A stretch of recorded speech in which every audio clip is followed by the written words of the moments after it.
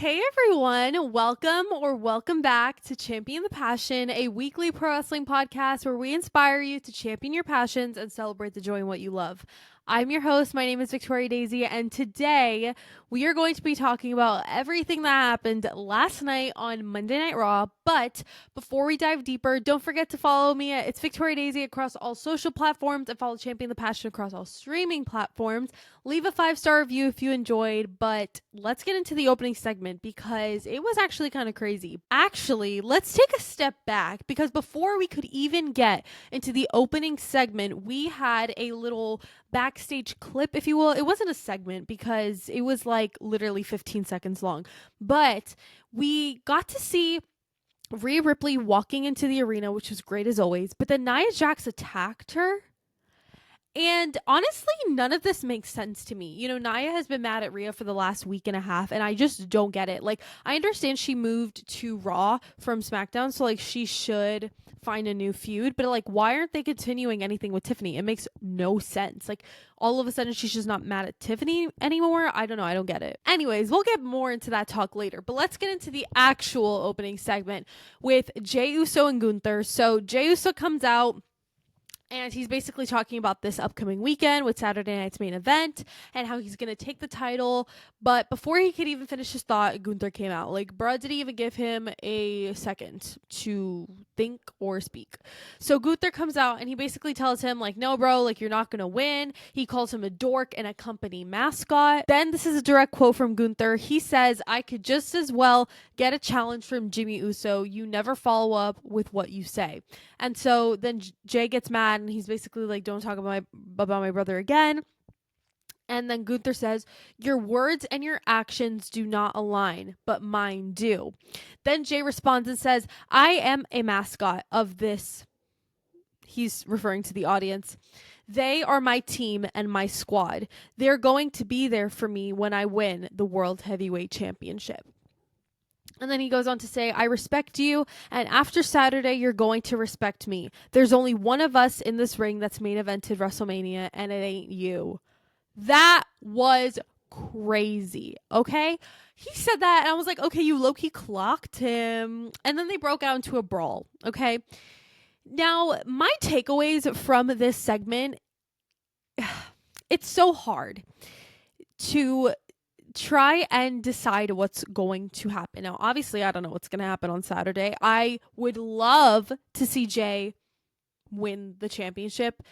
If he doesn't win Saturday, then I think he might be destined for a Money in the Bank. I feel like, well, okay, Money in the Bank is so far from now. It's like in the summer and it's literally winter and I'm over here like, Money in the Bank.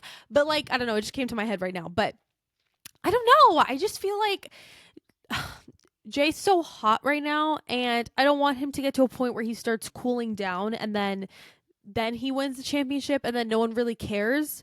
If that makes sense. I don't know. I feel like he's on a high and he needs to ride the wave, if you will, but maybe they want to build it a little bit more. I don't know. But then I'm like, why are you having him have this match then against Gunther? Because it's not like he's going to go face Cody. You know what I mean? I don't know. I just think it's so interesting. And doing back to back, like week after week segments so similar leading up to this match, I find is a little bit interesting. They've been kind of pushing the idea that like Jay's the underdog and that he's such this big baby face and like everyone loves him and that he needs to win the title. So it's like, if that's the case, then why doesn't he just win it? But then also like he kind of deserves his own moment on a PLE and not like Saturday night's main event, I guess. I don't know, whatever. Then we moved on to another segment, but this was backstage and this was with The New Day. So they basically announced that JBL is going to be the special guest commentator for Kofi's match later in the night against Rey Mysterio. And this is a direct quote from Xavier Woods. He says, we would love it if you could go out there and, you know, let everyone know that we're the victims in this disgusting smear campaign. So basically, they tried to bribe JBL to talk trash about Kofi's opponent, and they put money in JBL's pocket, which I think is so funny. And then Kofi says, because you understand us, man. You understand. You were a part of a tag team where you had to cut the dead weight off. It was a tough decision, but when you did, what happened? You went on to have the greatest success of your career. And they were referring cutting off weight to Big E, obviously. And JBL basically laughs at them, makes fun of them, is like, whatever, I'm keeping this money, but I'm not going to really talk crap about Rey Mysterio because, hello, how do you talk crap? Like, I don't like Rey Mysterio, but like, as a legend, talking crap about a legend, like, you just want to start drama. And I don't think he was going to do that at all. And then we quickly transition into a backstage. I keep saying segments because I don't really know what else to call them, but this was like a very small segment with Bayley backstage. So basically, Bayley announces that she is declaring for the 2025 WWE Royal Rumble. She says, last year I won it, so what makes you think I can't win it again? And then Nia Jax interrupts. She basically says that she's going to take out Tiffany and win that Royal Rumble, which now I'm like, okay, back to what I was saying at the beginning, like, and we'll talk about this more later during Bayley and Nia's match, but I just don't understand what they're doing with Nia right now. Maybe we have to let it unfold a bit. But like it just doesn't make any sense to me. Let me know if you're watching this on YouTube, let me know in the comment section, or if you're on Spotify in the comment box. Because I don't understand this. I don't understand why Nia's on Raw. I don't understand why we're suddenly just dropping the Tiffany story and forgetting like it all happened. Why isn't Nia trying to go back after the title? I don't know. I really don't get it. But whatever. We'll get back to that later in the episode, okay?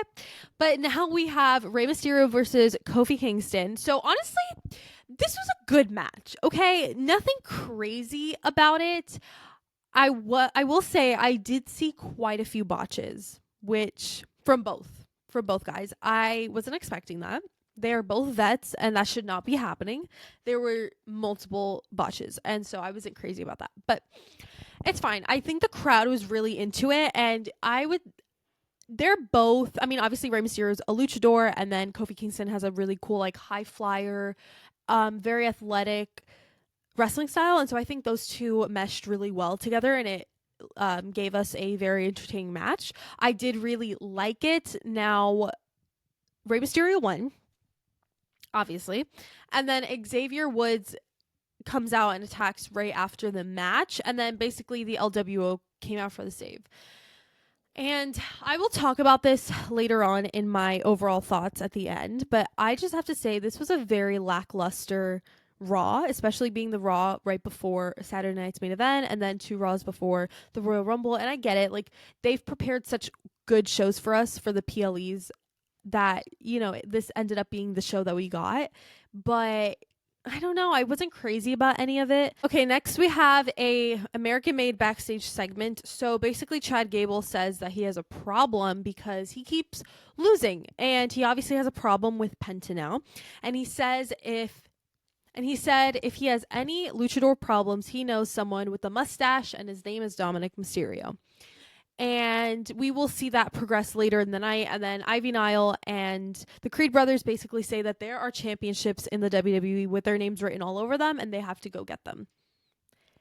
And that was the end of it. Do you see what I mean? It wasn't a crazy Raw. Like, why were these segments so freaking short? I don't understand. All the matches, all the segments. I don't want to crap on WWE. You guys know I love them with my life. But it's constructive criticism, I guess we can say. It just was crap. I'm being honest with you. Like, there was 2 matches I enjoyed. That was it. I'll get to that at the end. Then we go into a Sami Zayn segment, which I'm like, what are all these segments? Like, honestly, let's count really quick how many segments there were compared to matches. Because you guys know I take notes, so I have this all written down. Okay. 1, 2, 3, 4, 5, 6. Hold on. 7, 8. Okay, we had 8 segments. What the hell are we doing with 8 segments? Okay, let me count matches. Hold on. Okay, we had 1, 2, 3, 4. Okay, we had 4 matches and 8 segments. What the hell is that ratio? What the hell is that ratio? Where is the wrestling? Bring back wrestling. That's literally that's all I have to say. Okay, whatever. Then we go into the Sami Zayn segment, like I was saying. So basically he comes out and declares for the Royal Rumble. Now, I said this last week in my Raw episode last week, and I was basically just like, I don't get why we can't do the declaring or announcing for the Rumble backstage. Why does this have to be outside in front of the crowd? That's A. B, why does it have to take so long? Why does it have to turn into this big deal? And 3, scrap all of that, and why can't we just do it how it was in like 2016, where we literally didn't know anybody who was going to be in the Rumble besides like maybe like 3 or 4 people. Why do I know half the people in the Rumble now? Like if I honestly go back and like start writing people down, like I probably could accumulate like close to 10. That's ridiculous. I'm so sorry. I just love the feeling of surprise, and why does that have to be spoiled? Even if it's Sami Zayn. Like why?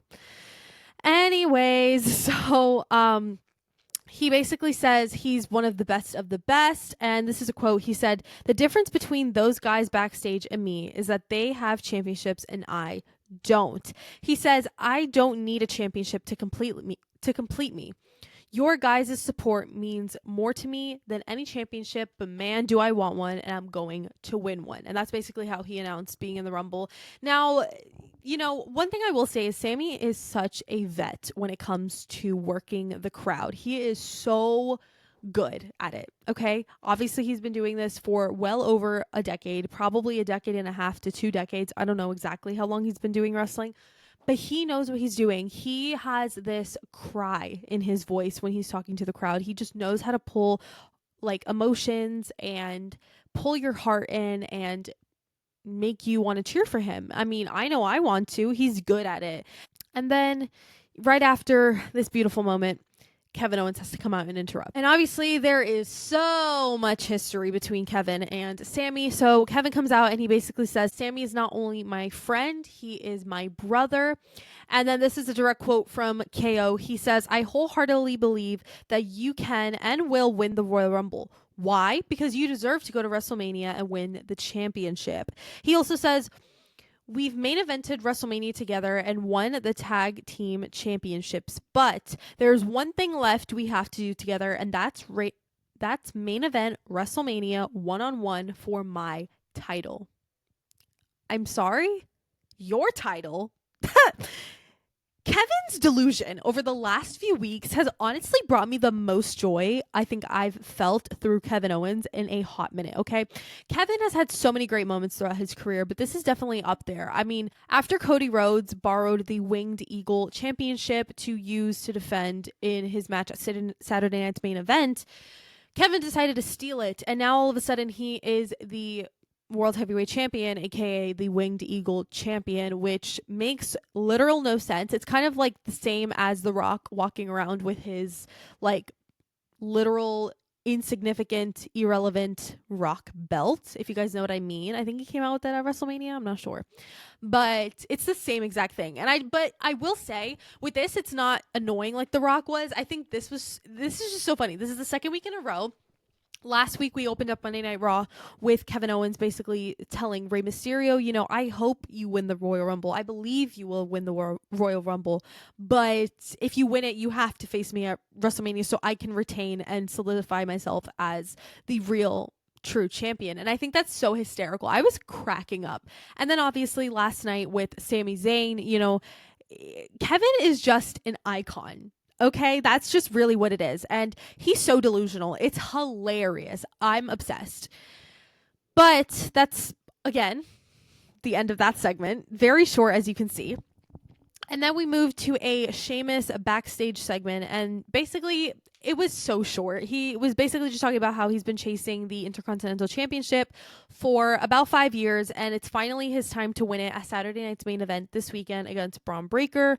And then, of course, say his name and here appears, not Joe Hendry, Braun Breaker. Braun tells Sheamus to take a good look at the championship because that's the closest he's going to get to it. He told him he should retire, and basically Braun was taunting him. Now, one thing I love is Braun is such a good heel. He is so good at what he does. He was so good in NXT when he was a heel, and now he's even better. I don't know who's mentoring him, but he is just off the charts. He's doing so well at like taunting people. Exhibit A with Sheamus, I think, because Sheamus got pissed after. So I just think it's great. It's cinema, okay? And as much as I would love to see Sheamus win the title, obviously Braun needs to retain, again, to continue to solidify his legacy and his title reign. I'm thinking about probably posting a bonus podcast episode this Friday, the day before Saturday Night's Main Event, to do like a little preview. So stay tuned for that. Again, follow me on social media. It's Victoria Daisy, so you can keep up to date with all that information and get the links right when they drop. But I'll talk more about this match in that episode. But then we move along to probably my match of the night. This was honestly so much fun. We had Bailey versus Nia Jax. Now, this was a really good match, okay?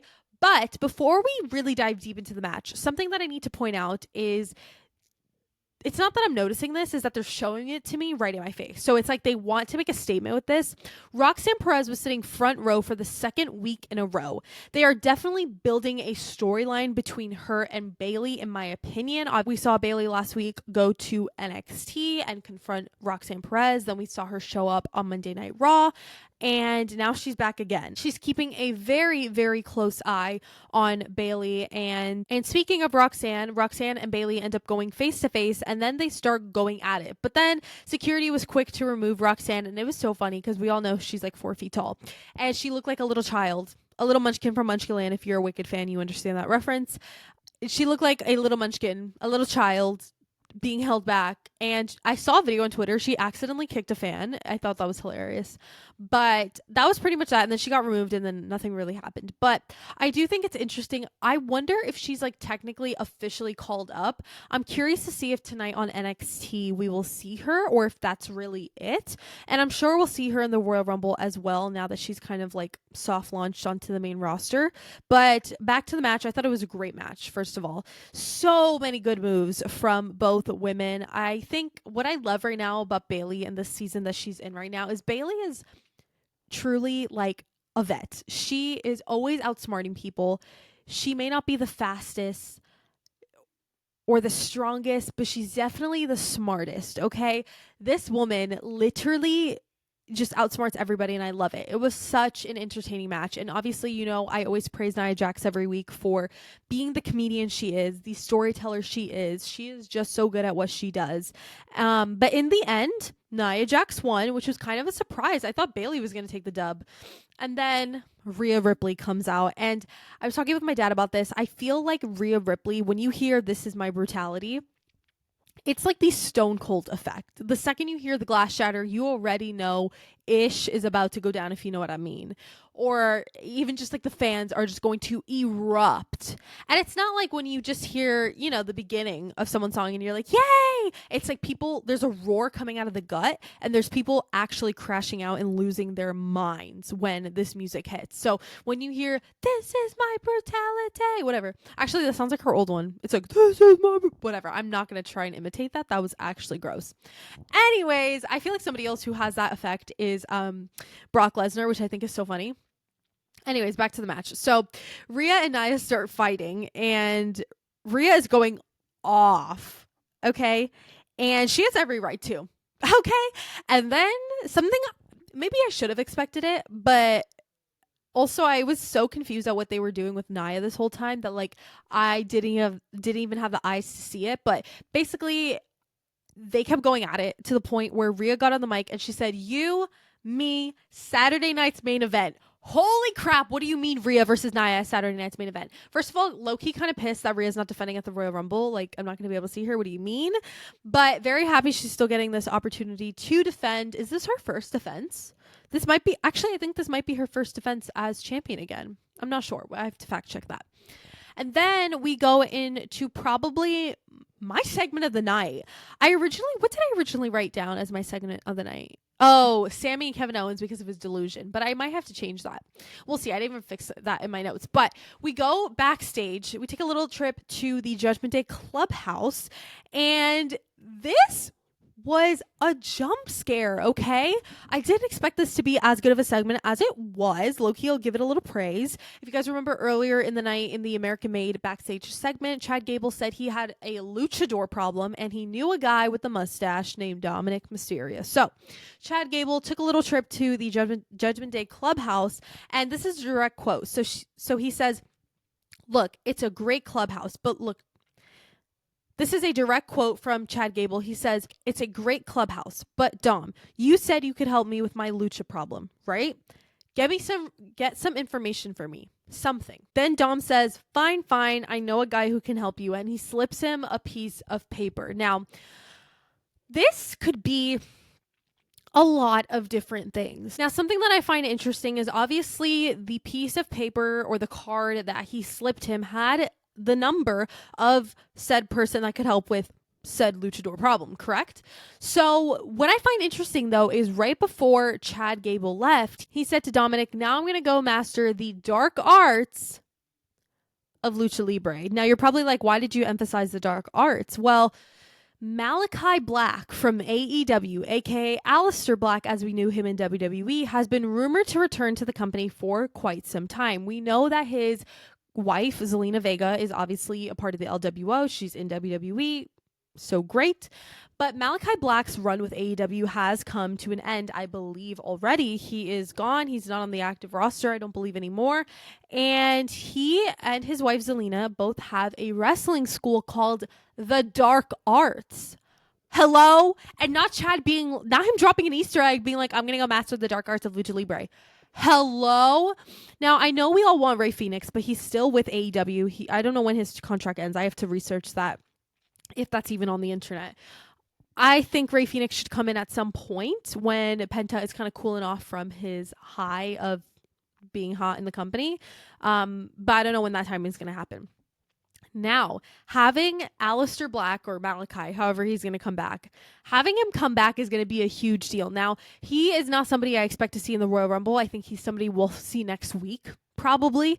Chad Gable needs to get this lucha situation situated. So I think we could see an Aleister Black return as soon as next week. Now, we move on with the segment because there's still more, which this is a whole other half of drama.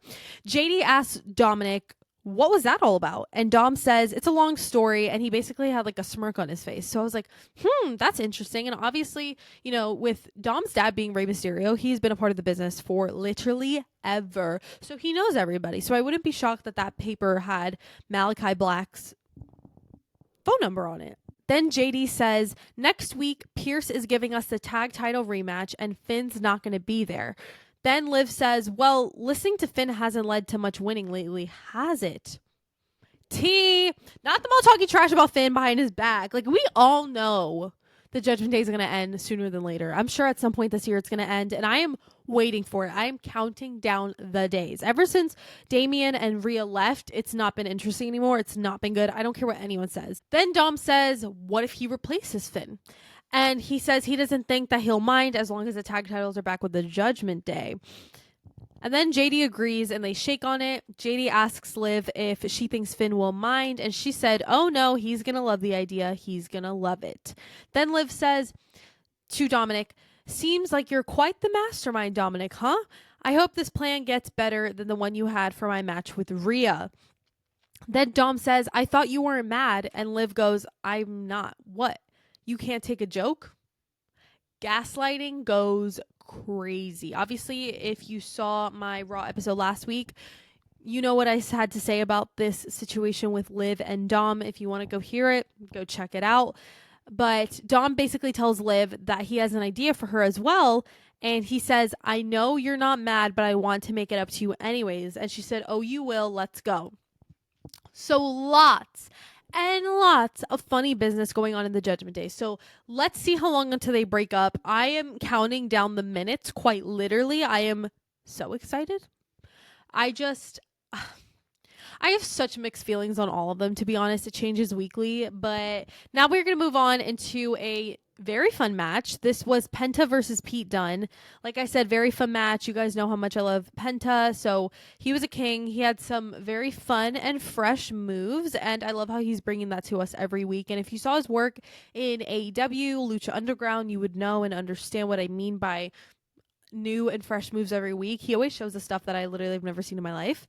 And then I would say that Pete Dunne complements Penta's wrestling style very nicely. I think they mesh well together. I feel like some wrestlers don't have good chemistry in the ring, and I feel like they're not able to communicate well and just put on a good show. And I feel like Pete Dunne and Penta, and just like last week Chad Gable and Penta did, it just works so nicely, and I love the way Penta's being booked. So it was a longer match duration than I expected, but I will say both men delivered, and in the end, Penta won.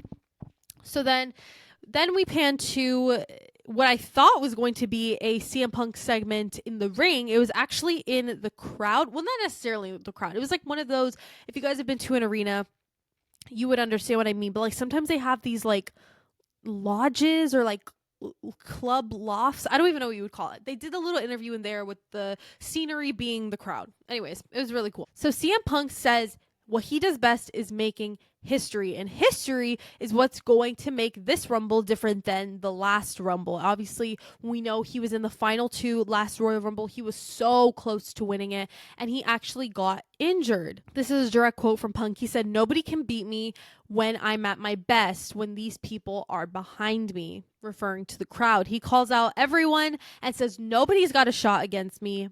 Then he says, "Might need to call in a friend for a favor or two." Now, I have a theory, and I will get into this a little bit more in my Royal Rumble prediction video. What if CM Punk is in the final two? What if the final two for the Royal Rumble is CM Punk and Roman Reigns? And what if he has to call in the friend, aka Paul Heyman, for a favor or two? What if he tells him, get your boy out of this Rumble? How? I don't know. Now, we know the Paul Heyman triangle, right? The Paul Heyman guys, if you will. We got CM Punk, Brock Lesnar, Roman Reigns. Now, Brock Lesnar's personal life is very private. He does not have social media that I know of, and he's just very private. So I don't know if he's training right now or if he's just sitting on his couch. I do not know. Now, like I mentioned earlier, when that music hits, you freak out. It's the Stone Cold effect. Whether you love him, you hate him, you freak out regardless. So I wonder if the favor is getting Brock Lesnar in the equation to eliminate Roman Reigns, and then maybe somebody else can eliminate Brock Lesnar so that CM Punk can win the Royal Rumble, unless the Royal Rumble is not CM Punk's endgame. Is it the Elimination Chamber? Is it Money in the Bank? Is it something else? How is he going to squeeze his way into the WrestleMania main event? I do not know. But I know that Paul Heyman has a place in it, and I know they have a master plan working behind the scenes, working behind Roman Reigns' back, that I am very intrigued to see. Then we had the Pure Fusion Collective versus Damage Control. Honestly, this was an okay match. It felt pretty filler to me. There were some cool moves from Dakota Kai and Io Sky, which I really liked. One thing I will say is Damage Control feels very stale, especially without Kairi Sane and Asuka. I hope we can get returns from either of them at the Royal Rumble. In the end, Damage Control did win, but I will say it was a very filler match. Not really sure why they had that match. I don't think they really needed to do that. And then we got into the main event, which was Seth Rollins versus Drew McIntyre. Now, let me say this. There was no reason for this match to happen. Like, there was no story brewing. There was really nothing crazy. I know they had that, what was it? Was it Raw on Netflix or like the week before Raw on Netflix, where they were in the ring with Punk and they were all going at it. But like, I thought they were going to work together with Kevin. If you guys remember my faction theory, I don't remember when I posted that. It was a few weeks ago, whatever.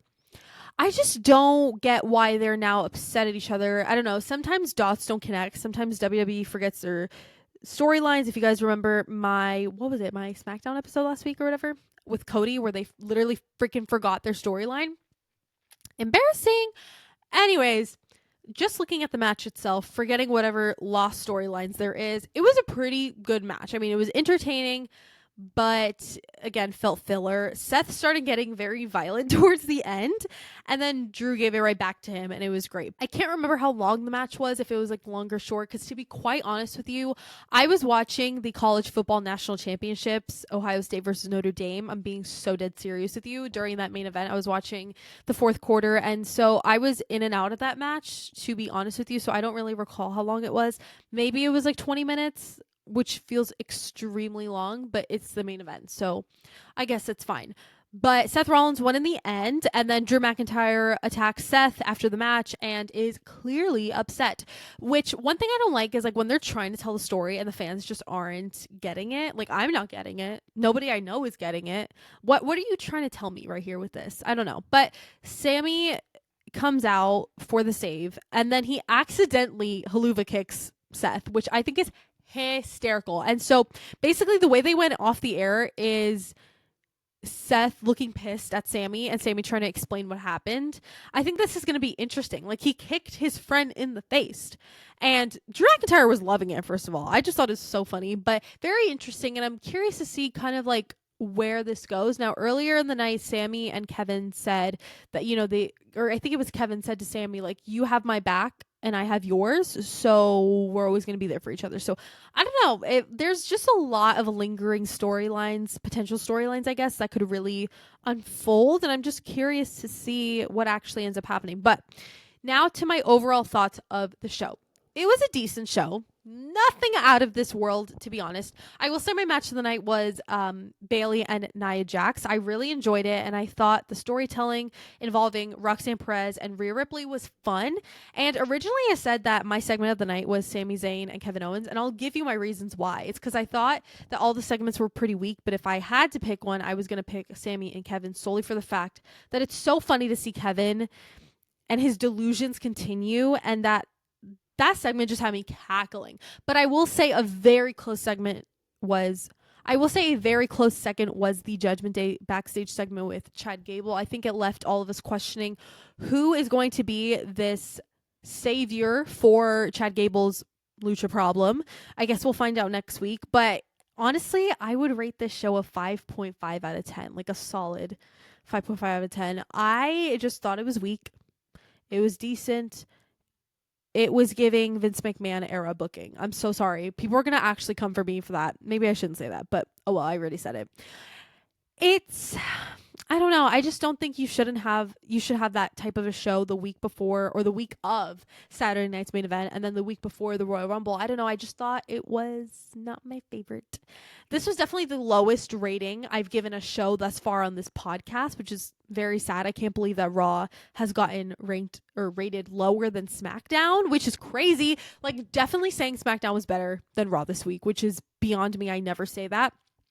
But thank you guys so much for watching this episode. Don't forget to leave a 5-star review if you enjoyed. Follow me at It's Victoria Daisy across all social platforms and follow Champion the Passion across all streaming platforms. Don't forget to champion your passions and celebrate the joy in what you love. And I'll see you guys in my next episode. Bye.